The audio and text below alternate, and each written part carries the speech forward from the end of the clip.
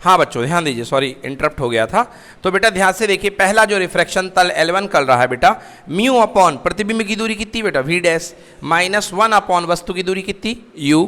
अब mu -1 upon R, क्योंकि मैंने बताया था बाहर हवा है अंदर कांच है, कांच के माध्यम का अपवर्तनांक कितना होगा बेटा म्यू। कब? जब हवा से कांच में जाएगा, मतलब 1 μ2 बराबर μ2 upon μ1 that is equal to μ/1। बोलो आ गया समझ में ना। ये पहला सीन आपको बड़े अच्छे से क्लियर हो चुका है, इसको नंबर 1 दे दीजिए, ये हो गया नंबर 1। ठीक है जी भैया, आ गया समझ में। अब जो है दूसरे तल का अपवर्तन देखिए, अब दूसरे तल का अपवर्तन देखते हैं। फोकस करो भैया, यहाँ फोकस लेंथ निकालना है, क्योंकि दूसरे तल का अपवर्तन देखिए।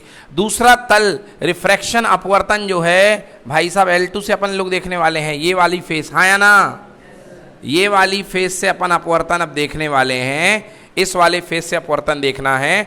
तो देखो ये जो प्रतिबिंब बना है ये इसके लिए किसका काम करेगा? वस्तु का। किसका काम करेगा? क्यों? क्योंकि भैया आधा लेंस लिया ना। कैसा लिया? आधा लेंस। तो आधा लेंस में पूरा प्रतिबिंब तो बना नहीं है ना। कैसा प्रतिबिंब? आभासी। कैसा है? आभासी। एक तरीके से कैसा प्रतिबिंब है? आभासी, जिसको आप लोग उसमें केमिस्ट्री में कहते हो मध्यवर्ती, इंटरमीडिएट। क्या बोलते हो?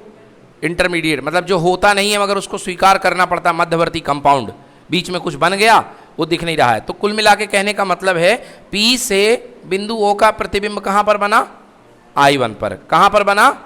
I1 किसके द्वारा बना है? फेस L1 के द्वारा। किसके द्वारा? L1 के द्वारा। अब अगला काम कौन करेगा?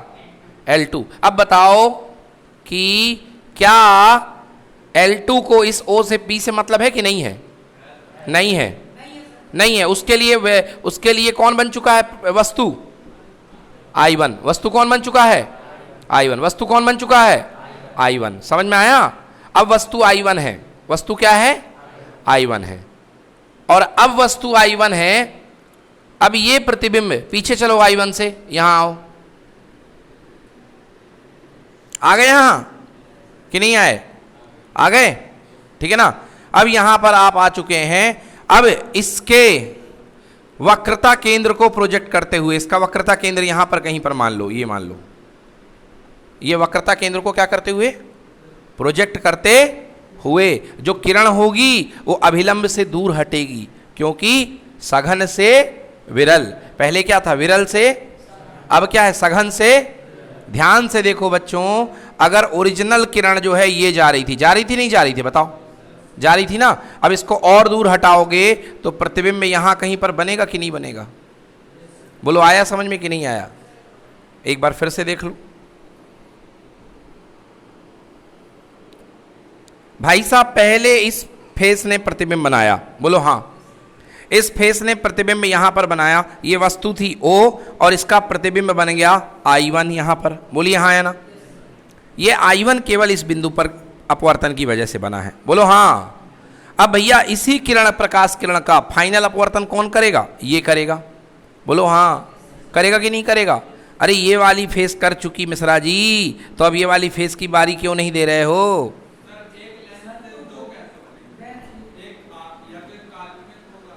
कल की क्लास में, परसों की क्लास में मैंने आपको बताया था 2 प्रकार के अपवर्तन, सघन से विरल और विरल से। तो पहले माध्यम में किरण कहाँ है? विरल पे है, और विरल से पहला जो अपवर्तन हो रहा वो किसका है? सघन। दूसरे माध्यम में किरण अंदर गई तो अंदर है सघन, और बाहर निकल रही तो क्या? विरल। तो पहला अपवर्तन विरल से सघन और दूसरा अपवर्तन सघन से। हुआ कि नहीं हुआ? हाँ बिल्कुल, I1 काल्पनिक है, मैं पहले ही कह चुका हूं। I1 अपन ने अपनी व्यवस्था के लिए समझा है कि I1 कहीं तो बनेगा। अगर मान लो वो ना होता, अगर ये किरण ना होती, ये वाला अगर ये सिस्टम ना होता इधर वाला, तो I1 यहां बनता कि नहीं बनता? इसीलिए तो मैंने उसका नाम दे दिया मध्यवर्ती, अपने समझने के लिए। हाँ हाँ हाँ, कोई काम का नहीं, बिल्कुल सही बात है।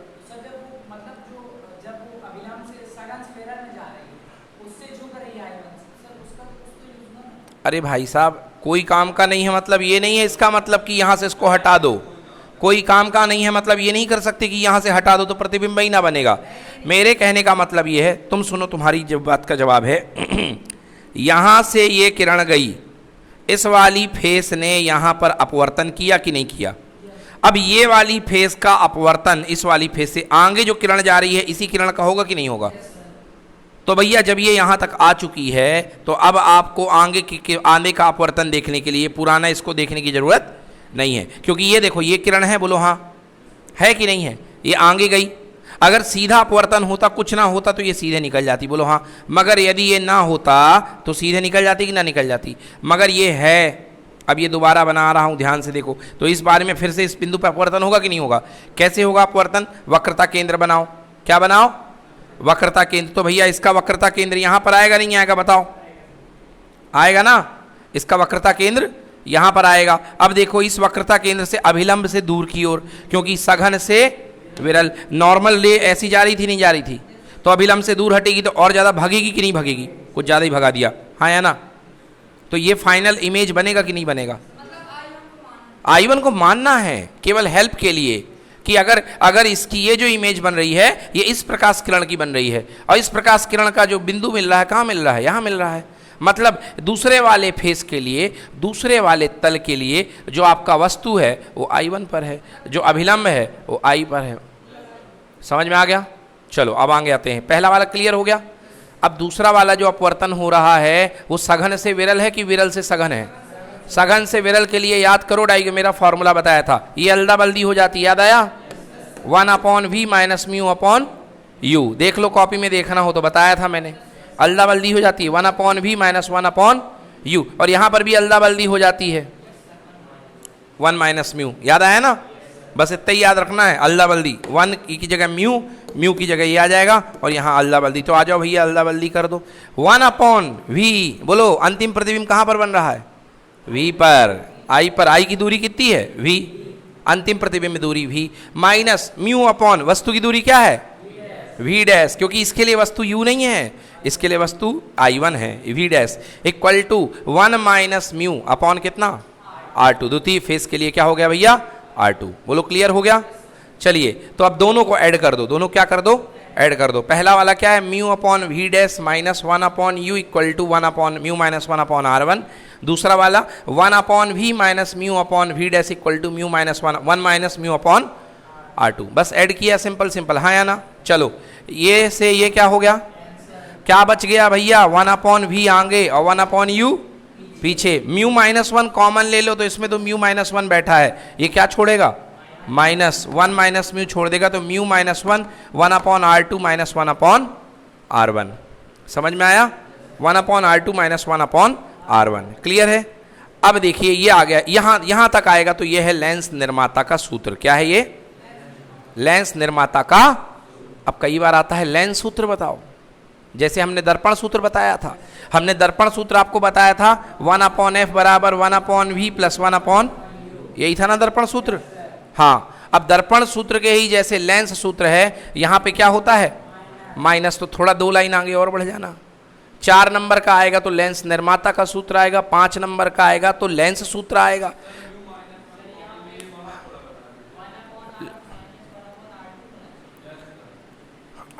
हाँ, थैंक यू सो मच बेटा, बिल्कुल सही बताया आपने। 1/R1 minus 1/R2। हाँ, ये गलती हो गई थी मुझसे, थैंक यू इसके लिए, है ना? 1/R1 माइनस 1/R2 कर लो बच्चों, गलती हो गई थी, क्योंकि म्यू माइनस 1 कॉमन लेंगे तो 1/R1 1/R2। Very good. और यहाँ भी, यहाँ सही लिखा मैंने, देख लो, है ना? चलो इधर देखो, अब इधर भी 1/R1 माइनस 1/R2, यहाँ 1/R1 माइनस 1/R2। चलो अब देखो आगे करते हैं, अब पढ़ते हैं लेंस सूत्र। बच्चों आपको पता है जब वस्तु अनंत पे होती है तो बिंदु कहाँ पे बनता है प्रतिबिंब? फोकस पे। अनंत पे जो वस्तु होती हैं समानांतर किरणों का प्रतिबिंब कहाँ पे बनता है? तो भैया जब u बराबर अनंत होगा तो v बराबर क्या होगा? द्वितीय मुख फोकस, हाँ या ना? उसी को फोकस बोलते हैं। जब u बराबर अनंत होगा मिश्रा, जब अनंत से किरणें आएंगी तो कहाँ पे केंद्रित होंगी? फोकस पे। तो u बराबर इन्फिनिटी लेने पे v बराबर कितना होगा? छाप दो। हाँ, v की जगह कितना? f, u की जगह कितना?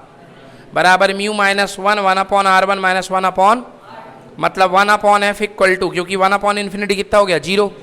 1 upon infinity equal to mu minus 1 upon R1 minus 1 upon R2। आ गया समझ में?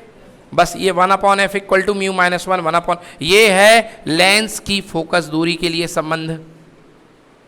ये लेंस निर्माता का सूत्र है, ये लेंस की फोकस दूरी के लिए संबंध है। समझ में आया? अब दूसरा, इन दोनों को कंपेयर करो, देखो दायां पक्ष समान है कि नहीं है? तो आंसर दायां पक्ष समान है, तो बायां पक्ष भी क्या होगा? समान होगा। तो समीकरण 1 व समीकरण 2 को मिला करके लिखने पर, मैंने कहीं लिखा क्या? हाँ ऊपर, तो यहां लिख देता हूं समीकरण 1 व 2 से, समीकरण 1 व 2 से जब इसका दायां पक्ष समान है तो बायां पक्ष भी क्या होगा? मतलब 1 अपॉन एफ बराबर 1 upon v minus 1 upon u. क्या क्या प्रश्न बन सकता है? पहला प्रश्न, लेंस निर्माता का सूत्र लिखो, यहां तक, हाँ या ना? लेंस की फोकस दूरी हेतु संबंध बताओ, यहां तक। या लेंस की फोकस दूरी का उसके साथ, काय के साथ? काय के साथ? अरे त्रिज्या के साथ नहीं, माध्यम के अपवर्तनांक के साथ संबंध बताइए। ये लिखो, बोलो हाँ। क्लियर हुआ कि नहीं हुआ? क्लियर हुआ कि नहीं हुआ? माध्यम के अपवर्तनांक के साथ संबंध। दूसरा लेंस की फोकस दूरी का फॉर्मूला, ये माध्यम के अपवर्तनांक के साथ संबंध हो गया। और तीसरा फॉर्मूला आएगा लेंस सूत्र। क्या आएगा? लेंस सूत्र। तो एक ही डेरिवेशन में 3 डेरिवेशन है, बड़े अच्छे से इसको नोट कर लीजिए। अब इसका कुछ सवाल आपको मिले होंगे दिग्दर्शिका में लगाते समय। क्या होगा अगर कांच के लेंस को पानी में डुबा दिया जाए? क्या होगा अगर कांच के लेंस को पेट्रोल में डुबा दिया जाए? वायु का बुलबुला पानी के अंदर कौन सी भांति व्यवहार करता है? मिला कि नहीं मिला? मिल गया ना? अब उन प्रश्नों को हम आपको बता रहे हैं कि वायु का बुलबुला कांच के अंदर, पानी के अंदर, बेटा वो सब के सब इस फॉर्मूले से निकलेंगे। कभी लेंस की फोकस दूरी के साथ माध्यम को लड़ाया जाए कि माध्यम का क्या प्रभाव होगा, तो बेटा यही फॉर्मूला लगेगा, है ना? और ये फॉर्मूला बहुत इंपॉर्टेंट है, कंपटीशन में तो इसके बगैर प्रश्न बनता ही नहीं है। ऑप्टिक्स का एक प्रश्न इसमें रहता ही रहता है। चलो फटाफट नोट करो जल्दी से। अगली हेडिंग डालिए, दो लेंसों के संयोजन में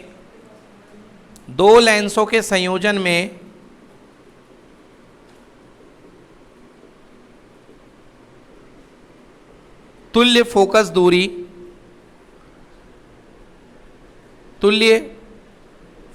दूरी तथा तुल्य शक्ति के लिए, शक्ति यानी पावर, संबंध निगमित कीजिए।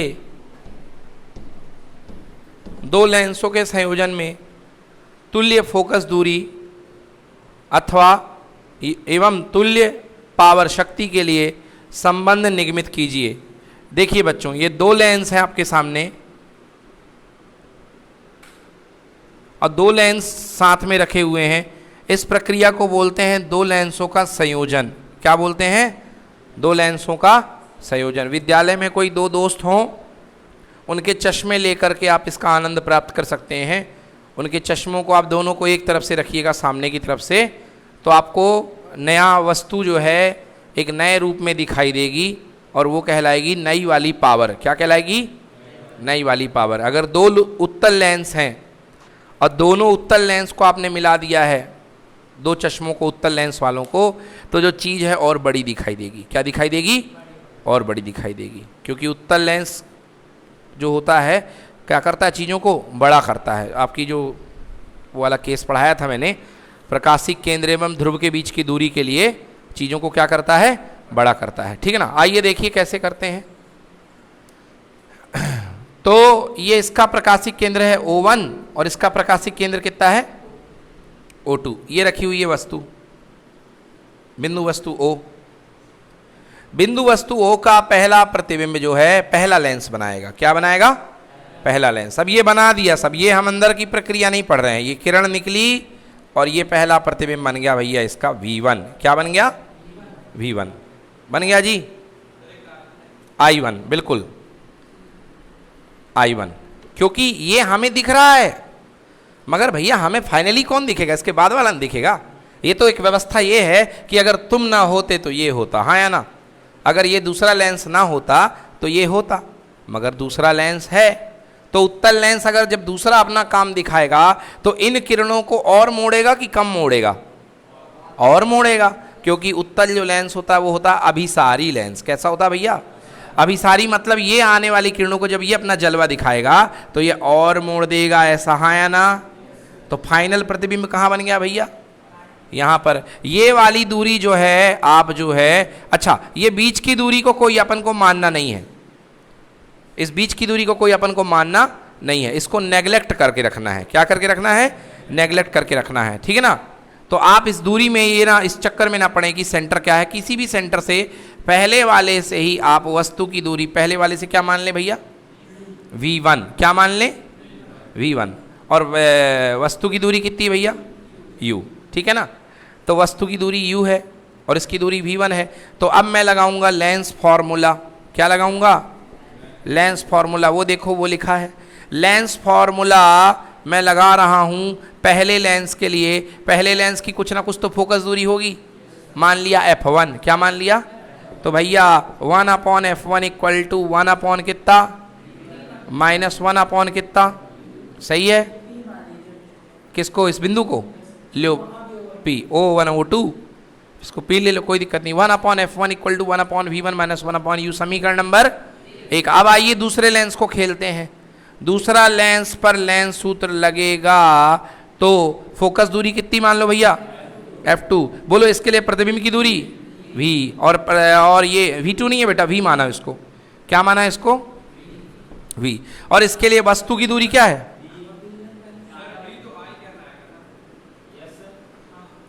बेटा बेटा बेटा प्रतिबिंब की दूरी, ये गलती लिख दी। हाँ ये कह रहे हो कि सर ये दूरी कम करो ना, उससे तो हाँ ये बोलो, ठीक है बिल्कुल सही है। v माइनस बोलो ये कितना?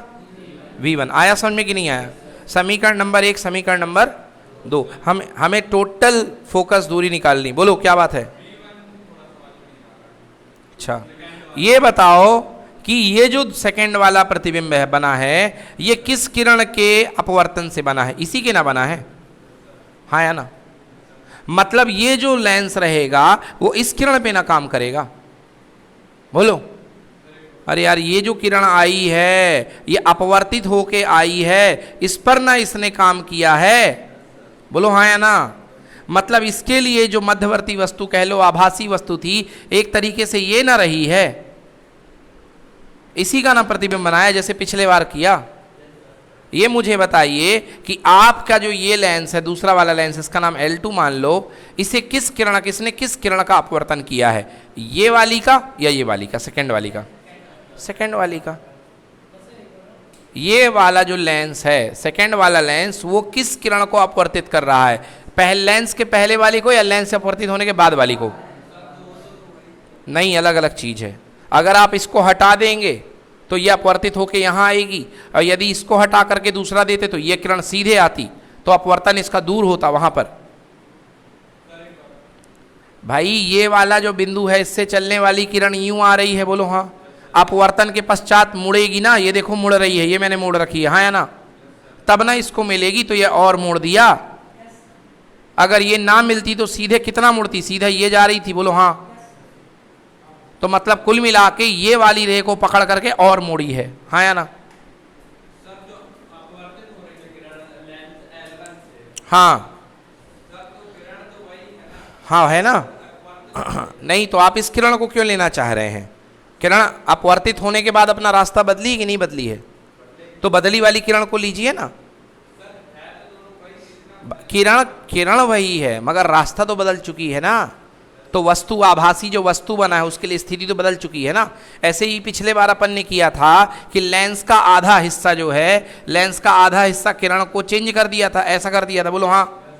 और फिर इसके बाद ये सघन से विरल से सघन, और फिर ये सघन से विरल, 2 बार अपवर्तन किया था। तो भाई वो इसको देख करके अपवर्तन करेगा। अब जब इसको देखेगा तो इसका काल्पनिक वस्तु कहीं ना कहीं तो होनी चाहिए ना, जिसको मैं वस्तु का नाम दे दूं। अब आप कहोगे इसके लिए वस्तु क्या ये रहेगी? नहीं, क्योंकि उसके लिए वस्तु जो है उसकी किरण यहां से नहीं आ रही है। हाँ, और आपके लिए मैंने ये भी बताया कि अगर वस्तु यहां पे है तो आप इस वस्तु को कहां मान रहे हो? कांच के अंदर, सघन माध्यम से विरल माध्यम। बोलो यस और नो? भाई आप मान लीजिए सर काल्पनिक वस्तु, बट यहाँ कोई वस्तु तो है ही नहीं है सर, फिर आप वस्तु कहाँ मान रहे हो? तो उसका जवाब अपन ने तैयार कर रखा है, माध्यम के अंदर, माध्यम के अंदर, ये मान करके चलो कि माध्यम के अंदर है। अभी आया समझ में? तो 1/f2 equal to 1/v minus 1/v1, क्योंकि फोकस दूरी सेकंड वाले के लिए प्रतिबिंब कहाँ पर बन रहा है? v पर। और एक अपन काल्पनिक वस्तु क्या मान के चलेंगे? बोलो हाँ, पहले वाले का प्रतिबिंब इसके लिए काहे का काम करेगा? वस्तु का, ठीक है ना? दोनों को ऐड कर दीजिए, दोनों को जोड़ दीजिए। 1/f1 plus 1/f2 equal to 1/f1 plus 1/f2 equal to 1/ कितना है भैया? v1 minus 1/u plus 1/v minus 1/ कितना? v1। इससे ये क्या हो गया? कैंसिल। सो भैया 1/f1 plus 1/f2 equal to 1/v minus 1/u, हाँ या ना? होता है कि नहीं होता? और 1/v माइनस 1/u क्या होता है? तुल्य फोकस दूरी। क्या कहलाएगा? हाँ, तो भैया 1/f1 प्लस 1/f2 बराबर कितना हो गया? 1/f। आ गया समझ में? क्लियर हुआ? मतलब लेंसों के संयोजन में कैसा दिख रहा है? Parallel combination. याद आया? प्रतिरोधों का पैरेलल कॉम्बिनेशन, हाँ या ना? और प्रतिरोधों के पैरेलल कॉम्बिनेशन में फोकस दूरी तुल्य क्या होती थी? घटती थी कि बढ़ती थी? प्रतिरोधों के पैरेलल कॉम्बिनेशन में जो तुल्य प्रतिरोध आता था वो घटता था कि बढ़ता था? घटता था। पैरेलल में घटता था, सीरीज में बढ़ता था। तो लेंस प्लस लेंस, अगर दो उत्तल लेंस जोड़ोगे तो फोकल दूरी क्या होगी? बढ़ेगी कि घटेगी? घटेगी, क्योंकि क्या है? पैरेलल है। और नॉर्मली वैसे भी समझ सकते हो यार, एक लेंस और दूसरा लेंस, बोलो हाँ, एक लेंस किरणों को यहां पर फोकस कर रहा था, बोलो यस। जब दूसरा लेंस आ गया तो किरणों को और कम फोकस करेगा कि नहीं करेगा? मतलब फोकस दूरी बढ़ गई कि घट गई? फोकस दूरी क्या हो गई? मतलब लेंसों के संयोजन में जो तुल्य फोकस दूरी आएगी वो क्या होके आएगी? कम। मगर कौन सा वाला लेंस? उत्तल। कौन सा लेंस? उत्तल। समझ में आया? सो 1/f equal to 1/f1 plus 1/f2, ये तुल्य फोकस दूरी का फॉर्मूला है। 1/f का दूसरा नाम क्या भैया? पावर। क्या नाम है? Power equal to P1 plus कितना? बोलो क्लियर है? तो पावर लेंस की शक्ति P बराबर P1 प्लस P2। छापो जल्दी से इसको। हाँ हाँ